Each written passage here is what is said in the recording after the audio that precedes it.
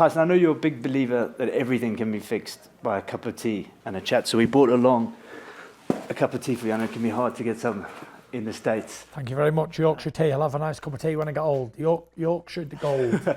And talked about your nutritionist. Are you allowed tea? No Diet Cokes now. I'm allowed tea, yeah. I'm allowed coffee once a day. And you say you missed the power of Deontay Wilder. You're ready to taste blood. 99% of heavyweights would be kind of trying to get out the way of that, but you look forward to it. I'm crazy. I'm a crazy person, so yeah. I look forward to getting punched in the face by Deontay Wilder. Is he the hardest you've ever been hit? No, definitely not.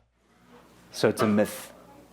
It's a myth, for sure. And how do you rate Wilder? Because you outboxed him. Yeah, listen, he's a good fighter, good dangerous man, and if he hits you in the face, you'll go down. That's for sure, with a good punch. And he's a dangerous guy, so you're not to be played with. That's for sure. You saying that you're going to knock him out in the second round? That's your prediction. Are you going to be a bit more offensive? I mean, you say before, if it ain't broke, don't fix it. You outboxed him the whole way through. Why change it? You know, because it wasn't good enough. I can outbox him again, that's for sure. But the longer the fight goes, the more risk I take of getting knocked out. So when you're in there with somebody like Wilder, quicker you end it, the better. Wilder says that your time is almost up. What is he talking about? Do you think he genuinely, I know he says it, but do you think he genuinely believes that he won that last fight? No. No one can genuinely believe that he won that fight. Even his trainer, everybody knows he lost it. People have seen you on the television and they know what you're about. Do you think I've always been that guy? I've always been a really likable guy. I've always been very kind. I've not really changed in my career or life, but people just didn't know me before. Trying to stay out of trouble and try to stay healthy and go home, and that's it really. Eat a few dinners, drink a couple of cups of tea, and have a nice Diet Coke now and again. Nothing goes better than that, does it? Exactly. And you've been through everything so Yeah. far. And when you look in the media, I'm sure you heard the horrible news about Caroline Flack as well.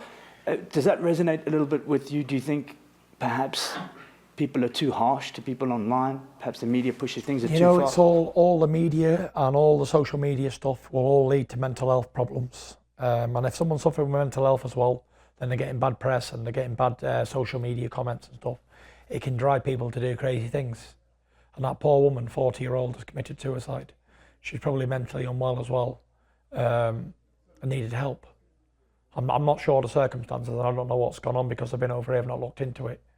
But it's an absolute travesty what's happened. And it's the same thing, people are dying on a daily basis committing suicide with mental health problems. And all they really need is a little bit of help. And you can come back. Look at me. I was on suicidal attempts and stuff. And today I'm healthy and out of trouble and well. I'm fighting the biggest fight in my career and biggest fight in my life on the world's biggest stage. And 2-3 years ago I was a big fat bum, mess, 400 pound in weight, drinking every day, taking drugs, just a mess, didn't want to live anymore. 3 years later I'm on top of the world, at the highest pinnacle in sport, fighting for the ultimate glory in sports, heavyweight championship of the world. So anything can change.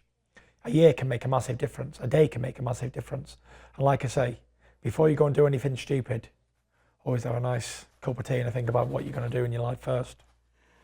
And last question, anyone who hasn't bought the fight yet, why should they? Tune in. This is the biggest fight since 1971. 2 undefeated heavyweight kings going toe-to-toe for a winner-takes-all battle royale in Las Vegas. Say no more.